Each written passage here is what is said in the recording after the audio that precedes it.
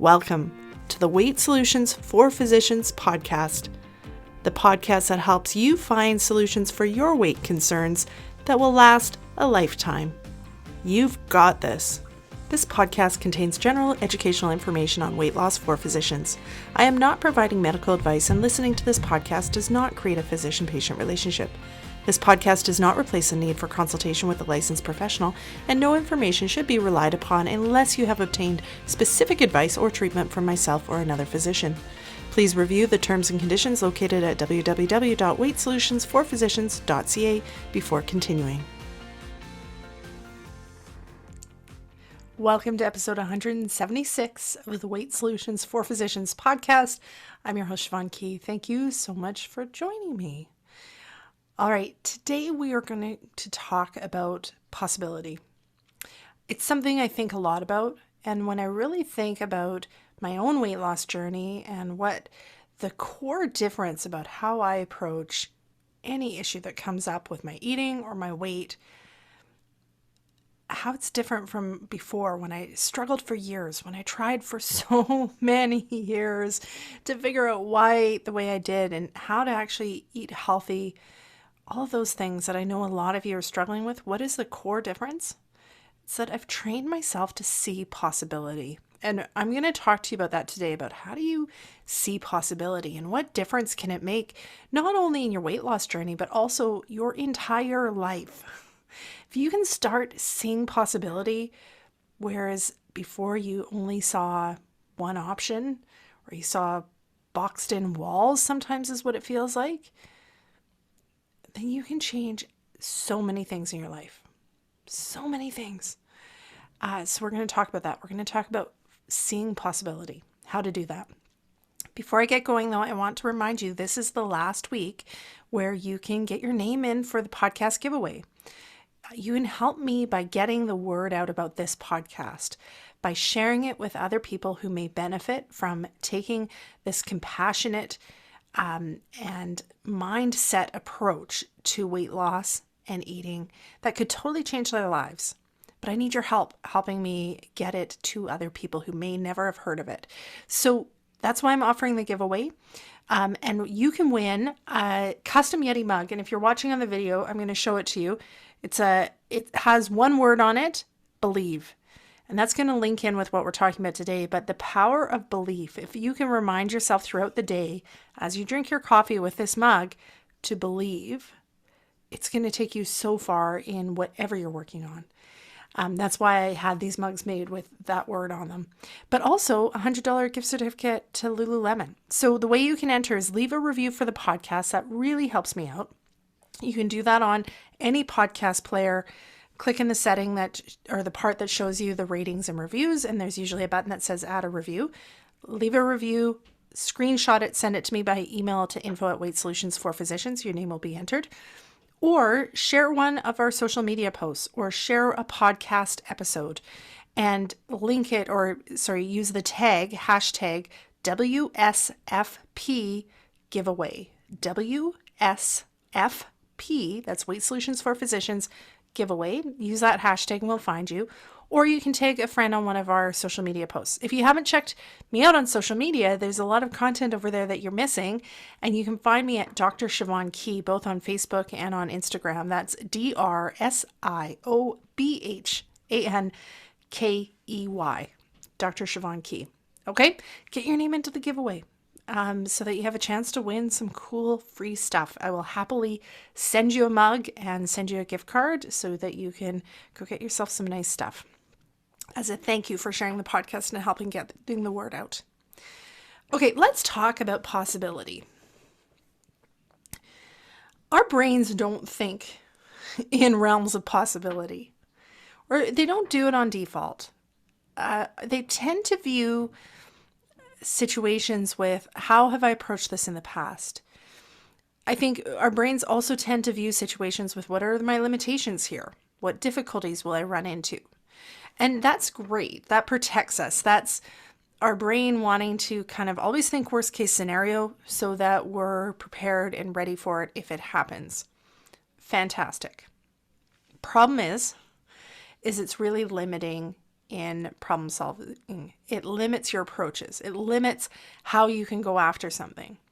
And so if we're using the example of weight loss and eating, there's a lot of things that our brain just assumes it will look like. It assumes it's going to be hard, right? Raise your hand if you've ever thought, okay, I need to lose weight, but man, that's going to be hard. It assumes you're going to have to say no to stuff that you want to eat. And it assumes that's going to be hard. It assumes that you will feel restricted. You will feel deprived. It assumes that you won't be able to eat like other people. And it again assumes that that's going to be an issue. All of these are just default thoughts. They're not the truth just because they happen, just because we've thought them for a long time, just because we've maybe been taught them from areas outside of us. It doesn't mean they're the truth. What it takes to lose weight in a different way, what I teach you inside Stress Eating SOS, is finding the possibility. Having the courage to ask yourself, what if that's not true? Is it possible it could be different? Is it possible that there's another way? That opens up the door. Even if you just crack that door of possibility open just a tiny little bit, it's going to really impact your long-term weight loss journey. And if we can crack this door of possibility open a little bit around what you're going to eat, what foods you might choose not to eat, how it's going to feel to lose weight, how you're going to problem solve anything that comes up while you're trying to lose weight, if we can crack that door of possibility a little bit, maybe we can crack the door of possibility to other things. And maybe there's other things in our life that if we just give ourselves permission to consider that it could be different, consider that what we really want is possible, consider that there's a way to meet our needs and the other people who we care for's needs. If we can crack that door open, then so much other stuff in our life starts to get better. And I love this because once you start to see possibility in one area of your life, I find it usually does expand, where all of a sudden you see it in other places. You're like, wait, if that worked in this area, if finding possibility meant I came up with a totally different way of approaching how I meal plan that now works for my family and doesn't feel like I have a part-time job, as an example, what if I found possibility over here about how I approach my office so that I get out on time with my notes done? There's so many different options of places you can find possibility. And when I was getting ready to record this, I was thinking of a story, because I always like to tell you guys a little story of like how I use these tools in my own life. And today, I think, is a perfect story for this. And I wasn't even really planning on intentionally on kind of living this in my day, but I've been away at a conference and I just got home last night. And of course, like we so often do as physicians, I had an entire full day booked with a bunch of extra stuff that I needed to get done, like recording a podcast, which I'm now doing in the evening. And when I got home, I'd made myself stay away from work and not be checking my email and not be doing. I made myself actually, aside from the conference, I had a couple days then where I didn't do any work to give myself a true break. And so Monday, which was yesterday when we got home, and I checked my schedule for the week to kind of plan out, okay, what do I need to be aware of? I'm like, oh no, there is so much stuff that I actually have to get done tomorrow, and there is no time. And of course, my brain was like, time is like such a big panic trigger for me. And I know it is for a lot of you guys too. So if you're out there thinking, oh God, there's not enough time and it makes your chest tight, you're not alone. And so I started thinking like, I'm never going to get it all done. There's too much to do. And that immediately starts to feel like that panic, right? What I've learned though, is that doesn't actually help me. I've done that enough times that I know it's not the effective way of getting a busy day done. But then also what I noticed is I'd come back thinking, okay, I'm going to get up early. I'm going to get some activity done, make sure I get my physical activity. Because if you've been listening, I've been really working on that. And I'm finding just being more physically active than what I usually was is really helping from a mental health standpoint. And I just feel so much better. So when I was coming home, I'm like, okay, I'm going to make sure I'm getting my activity done and having time for myself. And then I encountered my schedule and I was like, no. And my brain's immediately, well, we can't run. We can't do our exercise in the morning. We're going to have to get up early. We're going to have to be recording a podcast and doing all this other work before we ever switch over to our clinical work today. And what I did is I paused myself and kind of said, is that actually how it has to be? I was picturing just doomsday pictures of what this day was going to be like, right? Like I was going to be up at 5 working, and then I'd get, when the kids got up, do all that stuff, and then head to work, working a full day in the office, make sure everything was done. And then I would just be running all day long with no time to myself. This was what I was picturing. I was able to pause and go, is that actually true? Does it need to look like that? Do I need to really start work at 5 a.m. this morning?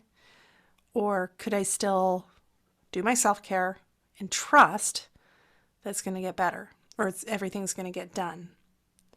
And so I chose that route. And every time my brain wanted to rush ahead and freak out, I paused and I was like, no, it's possible that everything's going to get done today. And I think probably in the back of my head when I sang that to myself, I had a kind of a second thought of like, you know what? And if it doesn't, I'll figure it out. But it is possible that I could have this day and still get everything done and have the time to myself. And so I got up, I rode on the spin bike. So I got some physical activity before work. I had a meeting at 8 a.m., which I did while prepping dinner for the slow cooker so that there was going to be healthy dinner ready when we got home, because that was the other thing my brain was going to throw out. It was going to be like, well, then I guess we have to eat out. No way we can actually have dinner prepared with such a busy day. So we're just going to have to eat out. So as I was having my one meeting, I was preparing things and putting it into the slow cooker. Got to work, started seeing patients, got the lab work and the paperwork done. And at each stage through the day, there was this tendency to want to catastrophize about it. So the morning was busy. I had some heavier patients. I didn't get all my notes done as I went. I got to lunch a half hour late, so I only had a half hour to eat and finish my notes and all that stuff. And it was easy to think, well, then I'm not going to get it done because I have to leave right on time today because I had another appointment. I had to be home in time to coach in stress eating SOS for all my physicians. And it was so easy at each step for my brain to be like, well, then this is it. We're done. And each time I had to be like, no, it is possible. What if it is possible I could still get this done? What if it's possible that I could do all this and still get home on time and still get the things done? And guess what? Just by believing it was possible, I got it all done. I could have panicked. And what I know for myself is if I hit that panic alarm about not having enough time, that is a strong trigger for eating for me. And it would have likely resulted in, cravings and wanting to overeat or other things I would have had to deal with in the day. But by just catching myself when I was telling myself it was going to have to be this one way and coming back to think, but what else is possible? Is it possible I could actually do this in the way that I want? Allowed me to do it in the way that I wanted. Now, that's a long story, and I'm hoping that for some of you, if you've had days like that in itself will be helpful of just like, what if it's possible that this could look differently? What if it's possible that this doesn't have to look stressful? But I also want you to expand it outwards to your eating. What if it's possible that having healthy food during the week isn't harder than having less healthy food? What if it's possible? Just asking yourself that when your brain's like, well, it's a busy week. There's no way we're going to be able to have our healthy food. We're going to have to eat out, and therefore we will be eating off plan and we will gain weight, right? Is what our brains say. What if it's possible that that's not true? What if it's possible that there are options out there that you maybe have not seen because our brains are so stuck in the little boxes that they like to be in. So you may not have seen the options, but what if it's possible that they're out there? And once you open up that box to say, it's possible there's another way, then you might start to see them. Because as long as we're believing our brain's story about this is the only way, we only have one option, it's going to go like this, then we can't see other things. It's like we've built a brick wall around ours, or we're in like one of those like hamster tube mazes where we have no other way to get out. You have to allow yourself to open up that possibility and see that maybe there's another way. And I can tell you, once you open it up and you start looking that maybe there's another way, what you may actually discover is maybe there's 100 different other ways. Maybe there's an infinite number of other ways that you could approach the same situation if you let your mind open up and consider them. They may be subtle. Some of them may be really different. Some of them may be exactly the solutions you're looking for that you've never considered. And this is why working on your mindset around weight is so important, because like I said, we have all these beliefs that are ingrained into us about it's going to be hard, it's going to involve restriction, I'm probably not going to be successful. If I make a mistake, it means that every other time I've made a mistake, it's just rearing its head and I'm back into my old patterns. It's going to be hard to get back on track. All of these are things that feel so factual in our brains, and yet they're just thoughts based on what has happened in the past. For every single one of them, it is possible that could be totally different. And I believe this in my absolute heart of hearts when I say this to you. It is possible that weight loss can feel easy and simple. It may not be your experience. You may not have had that experience yet, but you can find it with the right tools and with the right approach. And the first step is opening up your mind to possibility.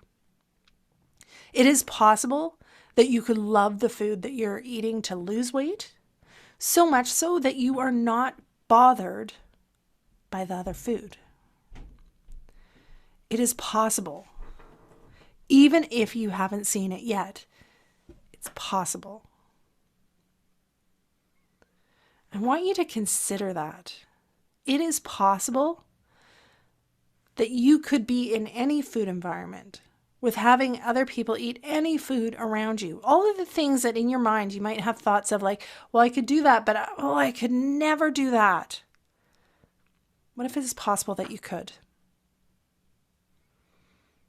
That maybe just opening up your mind that this could be possible is all you need to do to start finding the ways that it's actually going to work for you. And this is what we work on a lot inside Stress Eating SOS is physicians come to me and say, okay, this is a situation and this is kind of how it's going to be. And my role as a coach is to say, what if that wasn't true? What if there's another way? What if there's another way to look at this that opens up possibility for how you actually want it to go? As a coach, I really deal in possibilities. And I love it. I love finding possibility where it used to look like there was none. Because my passion is not about teaching people to lose weight quickly and just stick to a diet for the short term. And if you've been listening to this podcast, you know that. My passion is helping people truly understand why they eat the way they do so that they can eat in a healthy way that works for their body long term and manage their weight, keep it off long term, plus problem solve for the things that you know are going to happen in life. I think so much of our things that we've gone wrong with weight loss to date is assuming it has to be one way, that it will always look the same throughout your life, and that you have to really be careful or else you can't be successful. And I would like you to question all of it. What if you could be incredibly successful in your weight loss while being quite imperfect? What if that was possible? And what would that look like? What would need to change to still be successful even if you're imperfect at times? I can tell you probably not as much as what you think, right? Your mind might be going to, okay, if I'm imperfect with my eating, meaning I overate, then, to be successful in my weight loss, I need to be extra careful the times I'm not being imperfect. There's a good chance a lot of you listening to this may have come up with that answer. But again, let's open our minds to possibility that maybe there's even other options. That might be an option, but I would question how sustainable it is, because we've all tried it, right? We've all tried the overeating and then being really careful and trying to eat way less for the days afterwards. Generally not very sustainable. What if there was possibility that all you had to do was speak more nicely to yourself after you've overeaten? If that was the answer to still being really successful with your weight loss, even when you're imperfect as a human being. And I can tell you with a lot of experience, that's all it takes. But it's hard to believe it unless you consider that it might be possible. Even when I tell people this, that the answer to getting yourself back on track after you've overeaten or had a binge eating episode or maybe even weeks of overeating, whatever it is, the answer is to actually be nice to yourself about your eating. What I hear from the physicians I coach is resistance and like saying, I can't be nice to myself. If I'm nice to myself, I'll overeat. It's going to keep going. I'm going to go out of control. And again, what if it is possible that being nice to yourself, being compassionate to yourself is the thing you have been missing? Consider that it could be possible that being mean to yourself isn't the path to your goals. That maybe it's possible the path to your goals is paved with compassion. So that you can be imperfect and recover quickly. I see it again and again, and I've talked about it a ton on this podcast, is when we are hard on ourselves, it creates more eating. It becomes permissive because then you're tough on yourself about something you ate. You feel disempowered. You feel like a failure. You feel defeated. What do you do when you're feeling disempowered, like a failure and defeated? Probably eat more. You probably then have thoughts of, what's the point? I just don't care right now. I've already blown it. All those sorts of thoughts. So consider when we're thinking about possibility, if the idea of being compassionate to yourself around your eating and your weight feels uncomfortable, consider the possibility that it may be the answer. Consider the possibility that it's okay that it feels uncomfortable if you haven't tried it before, if you haven't practiced it. It's all okay, but it's all possible. It is possible that there is a way for you to feel in control with your eating, that respects you as an individual, where you feel good as yourself, where you don't have to be mean to yourself to create change, where you enjoy the food that you're eating, and where it doesn't feel like you've taken a part-time job in order to eat the food that helps you lose weight. It is possible.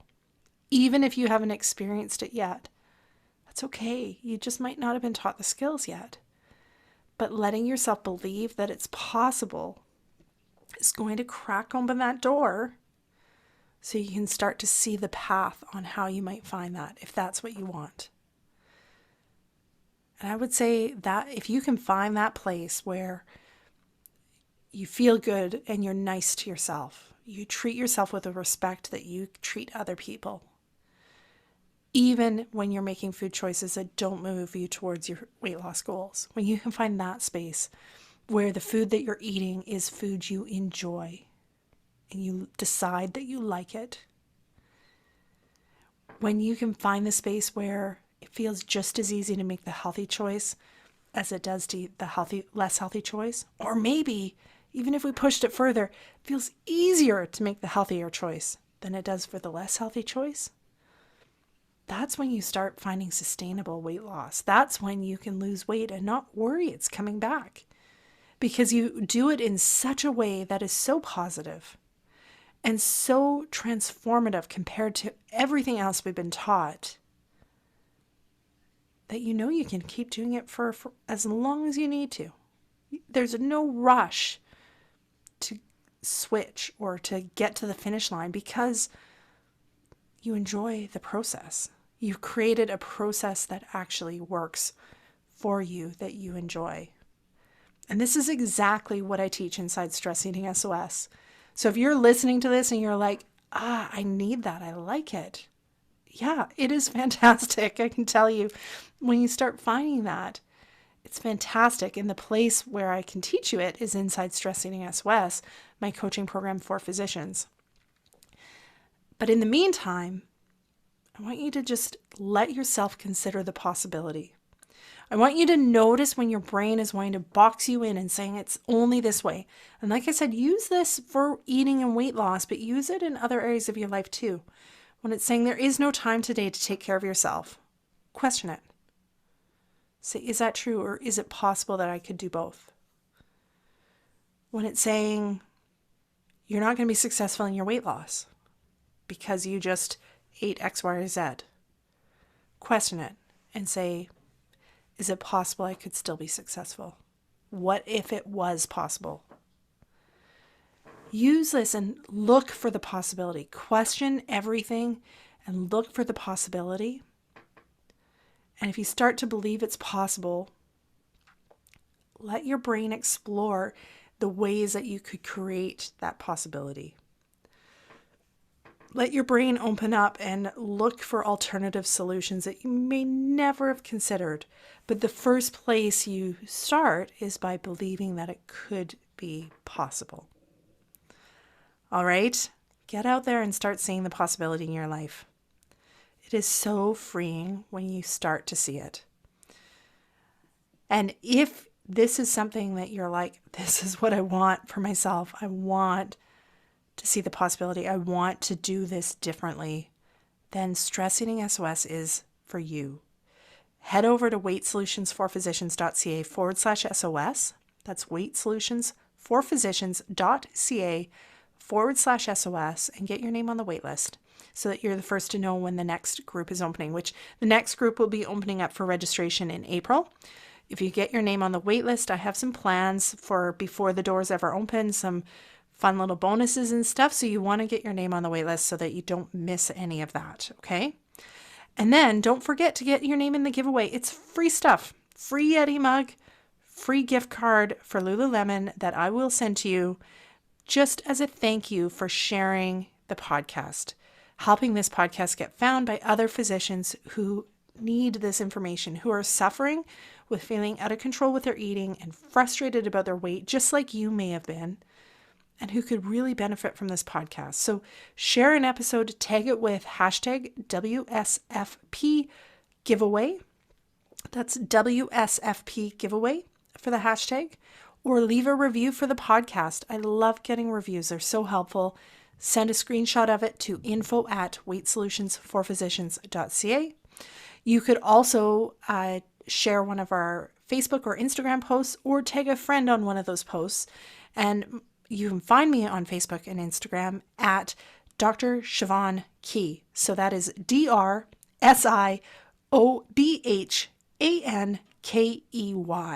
is how you can find me on both of those platforms. All right, have a fantastic week, guys. We will talk to you next week. Remember, get out there, look for the possibility everywhere. Question it. What if it's possible? Could something else be possible? Go out there and get it, guys. We'll talk to you soon. Bye.